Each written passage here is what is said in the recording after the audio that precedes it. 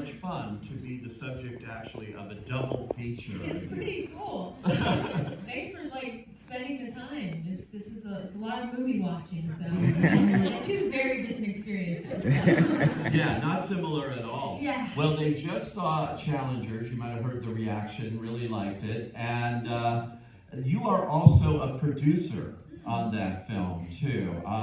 Is that the first film you've produced? No, technically in quarantine days, we did a film called Malcolm and Marie, which I also produced. Ah, yes. So that happened.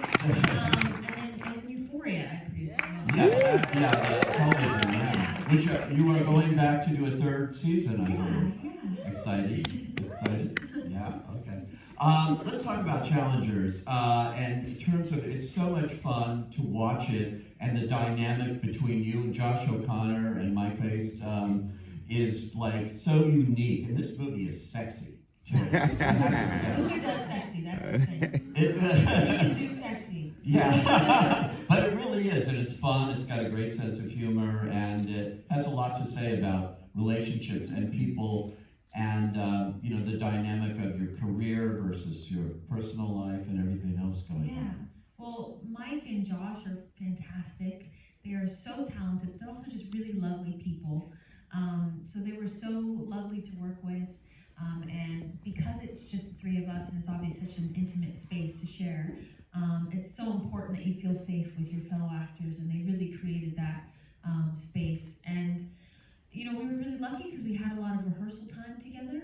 We shot the film in Boston, and we had quite a few months before the film started to just do tennis training, and that was kind of like our boot camp. And it was really nice because I was not alone in the fact, I had to pretend to be a professional tennis player, and I am not. You could have fooled me. Well, thank you. My father was a tennis pro. I grew up in tennis. I know, you were saying. And I have to say, the tennis in this movie is so realistic. Thank you so and, much. I think you can go out on tour. Well, thank you. It's funny, people ask me all the time now, do you play tennis? I'm like, No, never. The ball was not real. Well, the thing is we for most of the training, I was really trying my best to be a tennis player. I was, we were putting in all this work, and every day we'd have however many hours of tennis training, and then work out together, all of us as well. And it was brutal because I was like, it's not something that you can just pick up. I think does anybody play tennis? Okay, so if you do, it's not something that you can just be like, it's not pickleball, right? It's hard. It's really, really difficult, and I had never played before. I didn't grow up playing tennis, so after a while of drilling it, because it's also one of those sports where you can one day you feel like you really locked in, like, okay, I got it, I'm hitting it, and the next day, net, nothing's going over. And I would get very frustrated. And then also, when I said, you know what, let me have someone serve it to me. Let me see if I can return a serve. No, I cannot. So I was like, let me get out of the way.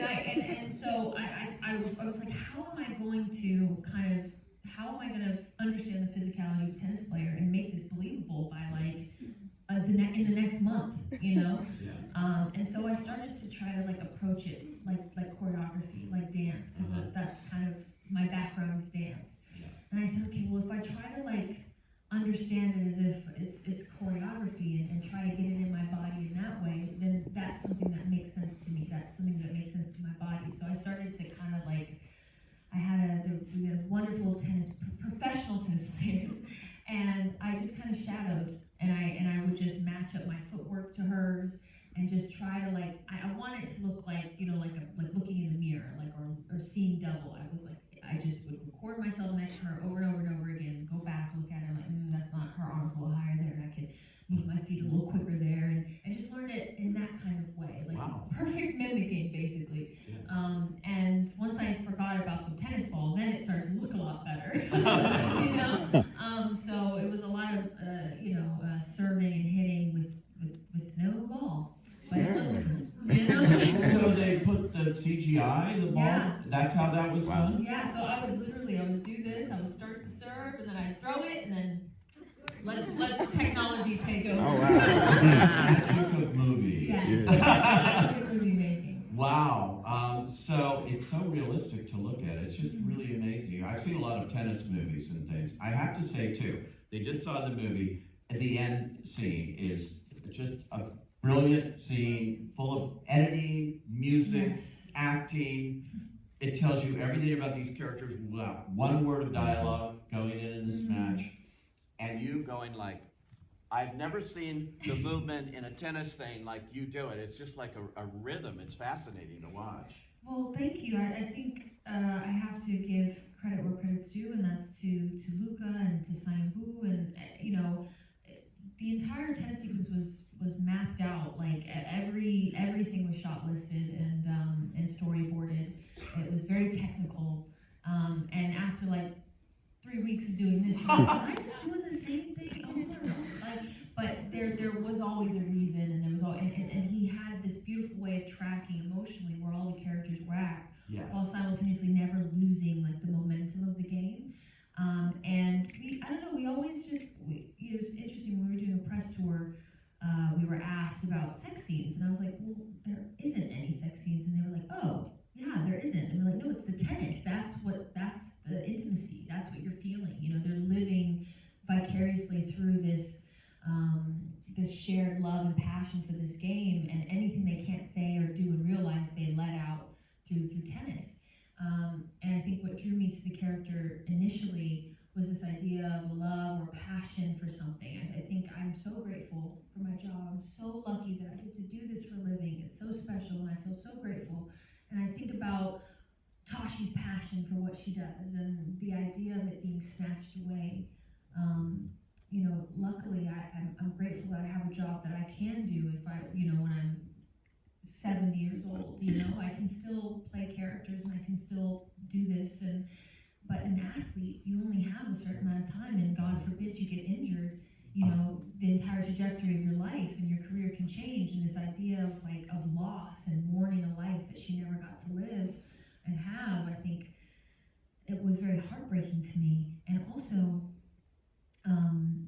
she never allowed herself the time to grieve. Right.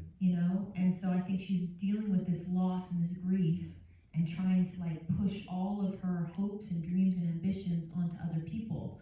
And I just found that quite interesting, how maybe tennis or all these metaphors for other things, for power, for love, for loss, for pain, and it's all through this tennis match. And every conversation that they have, I think it's brilliant that Luca kind of directed the sound to be this techno thing, because it feels like a match. And as soon as we start getting going, the music, and it's like, oh shit, oh okay. And Reznor and Ross did the score, and it's just so perfectly pitched to this entire movie.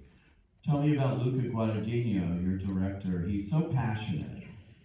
I had a chance to talk to him a little while ago, and he's just somebody who loves this, and knows how to do it. And so in directing you guys, what was that like? I think he just has such an understanding of character. I don't know, he just sees people for all of what they are and wants to explore all the complicated parts of them and show it in the most beautiful ways. And I know some of our first conversations about the characters, it was even things down to the kind of lotion she uses before she goes to bed, and we were like, oh, that's the kind of woman she is, she likes to wear silk slip to bed, you know what I mean?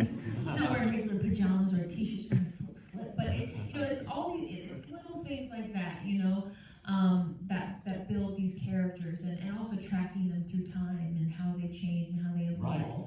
And what are their hopes and dreams and fears, and these characters are so intertwined and so messy, in this really beautiful way. And I think he just captures that feeling and adds things that because I I don't know if there's maybe I'm making this up, but like, for example, how windy it is in the final. I don't believe that was originally in the script. I think that was just something that he added, just the texture and the chaos of it. But he sees things in this really beautiful, visceral way, and wants to tell stories about complicated characters that are messy and make mistakes, but still you love them and you root for them and you want them to win. And I appreciated that specifically regarding Tashi, because I didn't want her to be like a caricature of a strong woman,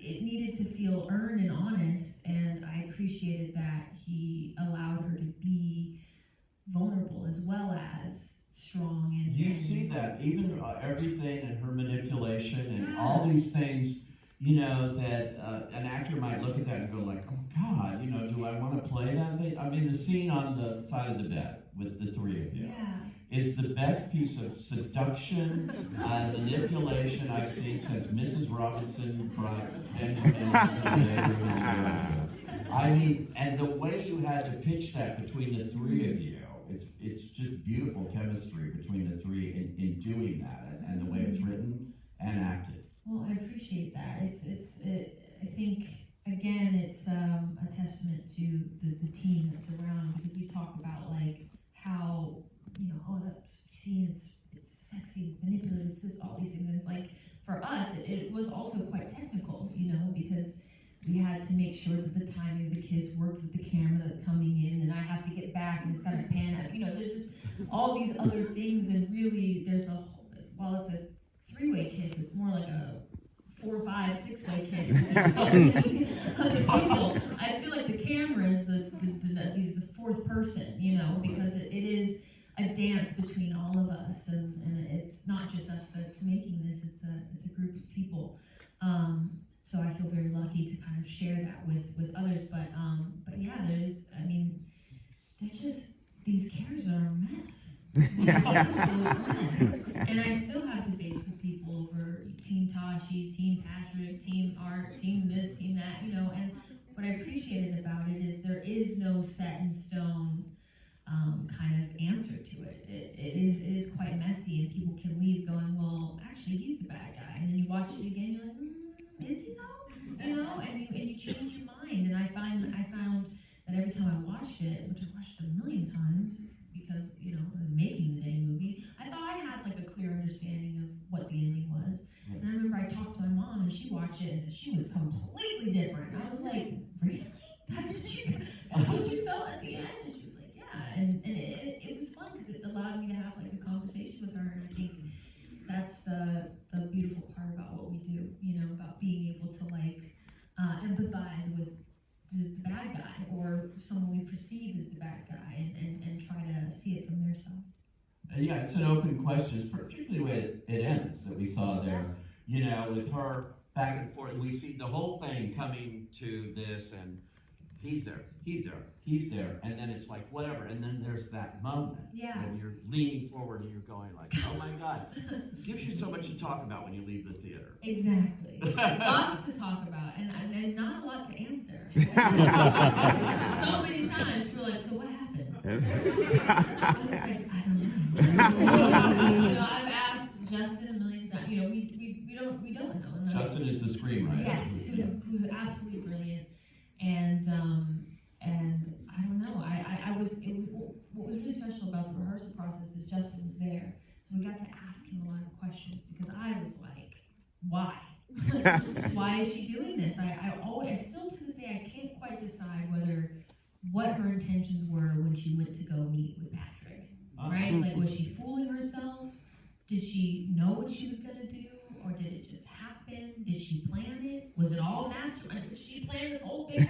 I still I kind of go back and forth in my mind about what her intentions were, and what she felt like she was trying to do that night. Because I think even as humans we can kind of convince ourselves, well, I was doing it because of this, and maybe there was a little part of us that was doing it for other reasons, so that's the human part of it. There really is, I don't really know why she did it. it's so interesting, so, because some actors will go and invent an entire backstory and know every detail in the way you're going to play it. Yeah. But you still have questions even at this point. I do, because I think, when we look back on things with retrospect, like, because we've lived and understood what we know now. And I think, if she looked back at the experience, she'd probably tell her husband, oh yeah, I did it on purpose, I knew what I was doing. But we saw you, girl. You thought you were gonna do one thing, and then you got caught up in the money, you did something else, But like, we as human beings, we're messy. We change our stories to align with what looks better at the time, or what we thought. Oh, I knew all along. Yeah, it's like an ex. I knew he was bad all along. Well, could have fooled us. So, but that's being what it is to be a human being, and live a life and learn and make mistakes. And I look at the characters the same way. And this role took you on a little bit of a journey from being a teenager in it, playing the earlier years, and then all the way to being a wife and a mother, someone who's actually kind of mourning her career and still looking at that. All of those elements, which I think, I've seen all the stuff you've done, but I don't think you've gotten to play all of these elements before. Yeah, that was definitely a new part for me. I think like I said, I've been playing a teenager since I was one. And I'm grateful for it, We love to work. But it was time to, step into a new kind of part of my life and play a character that is closer to my age or has experienced things maybe I haven't quite yet. And I think this was kind of the perfect way to do that, and in the right hands. And I felt like very, very supported, and it just, I don't know, it felt like the right time to take that kind of, that leap or that step. And in a way that didn't feel forced. I didn't want to be like, I don't know, do anything that people didn't quite believe. I felt like it was good, being able to see her grow up too. You're like, oh, okay, I buy that she has a kid, So, Challengers is special, it's special to my heart, and grateful to have done it with the boys, because they're both just, again, I can't say enough about how great they are, but they really are so wonderful and perfect and so different from their characters. Like, I cannot tell you. Really? Yeah, really. Like, they're just. I guess people think Patrick's a bad guy, but Josh O'Connor is the sweetest guy you'll ever meet. He couldn't be further from this kind of guy. But what's interesting is when I talk about details for performance, whatever, there's a few little things that I love.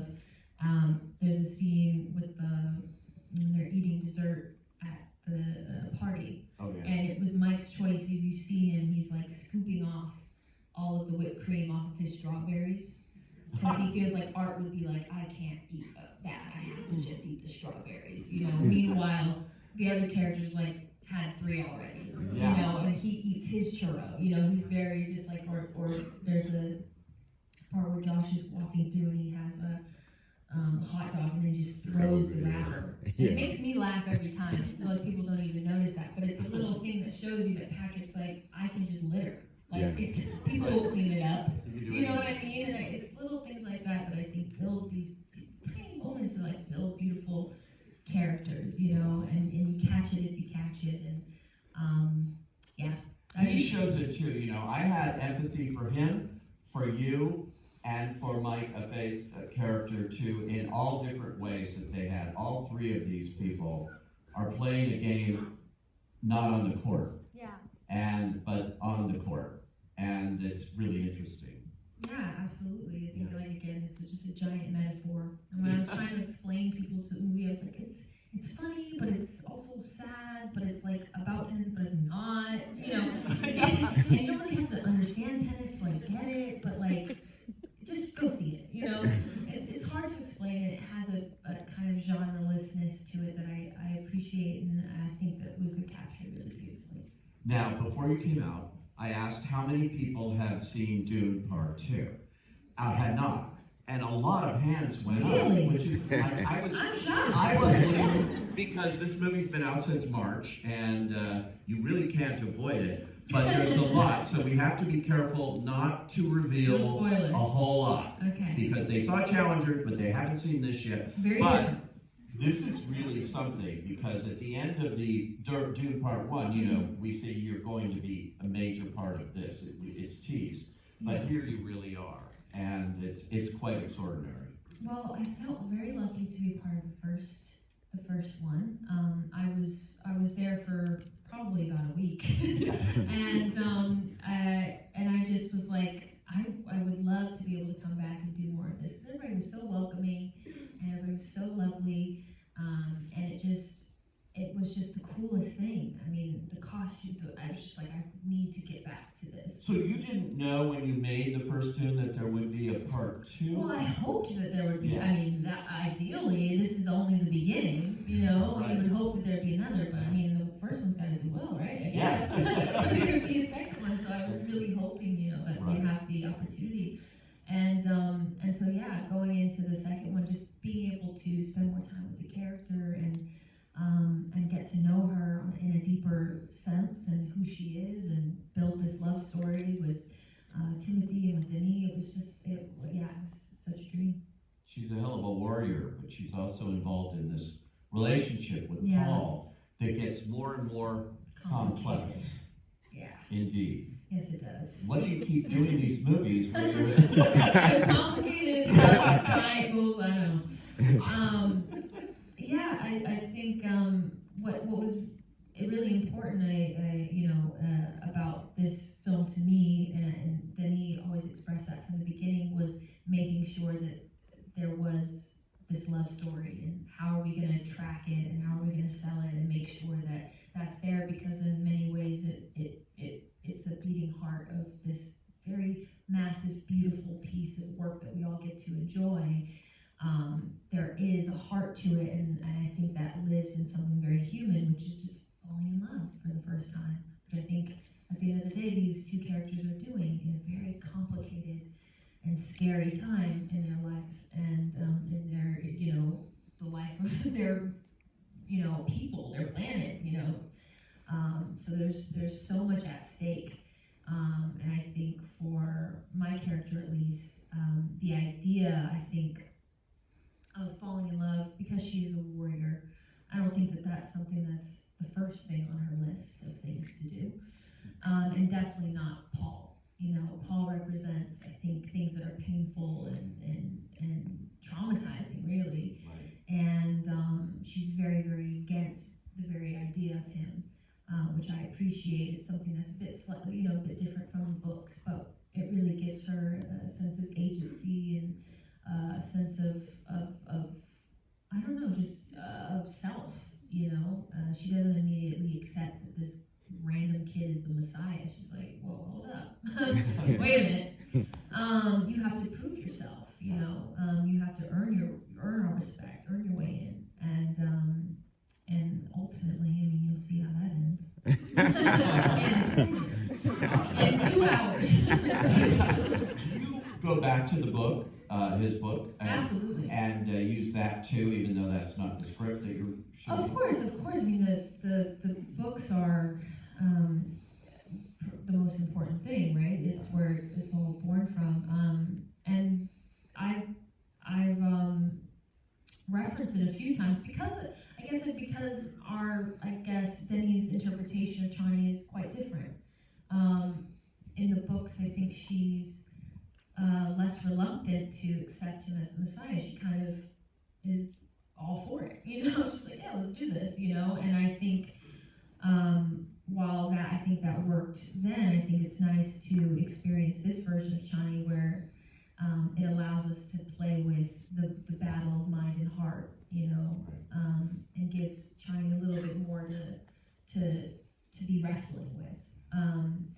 Because I think that's the whole time is it's this pull of the heart that's like it's love. There's nothing you can do, But then the mind is saying, well, this person is a threat. This person can turn on you. This person can hurt you. And I think she's always led with both being in I don't know, in synergy with each other. So now that this person has thrown everything off, it's like she doesn't. She's like, you're messing this up for me. This is not how I know what I'm supposed to be doing. And I think what I appreciate about her character as well is she's one of the few people that doesn't have any special capabilities. You know, she can't control minds or, you know, do anything like that. And the only thing she wants to gain is she's not, you know, power hungry or anything. The only thing she wants to do is protect her people. She's just a fierce protector of the people that she loves.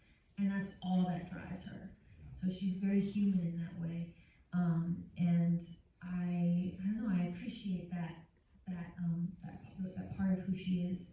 And it was fun to kind of just find and figure out, and also just to get to be in the most beautiful sets with the most beautiful costumes and the most beautiful parts of the world. Like, it's just the coolest job. They all won Academy Awards for the everything. Yeah. You know? I mean, they know what they're doing, you know? So I just want to, you know, make sure I'm doing my best every day because everybody is so talented and it's such a special group of people, and it really makes you want to. So I think Denis Villeneuve, who's the director, has indicated there might be a part 3. Yeah, that's what I've heard. Yeah. Okay. I know, we're going to I'm like in trouble. Warner Brothers? Maybe we'll find out. Amazing. Well, you know, congratulations on what a fantastic year this has been for movies with you. You know. Thanks. Yeah, you know. And we're going to see, I know there's a huge amount of Euphoria fans, and like I mentioned, you're back to doing that, and that's been a long time coming too, but you've won 2 Emmys for the first 2 seasons, so it's something that is a special place for people in the career of Zendaya. Thank you so much for coming out.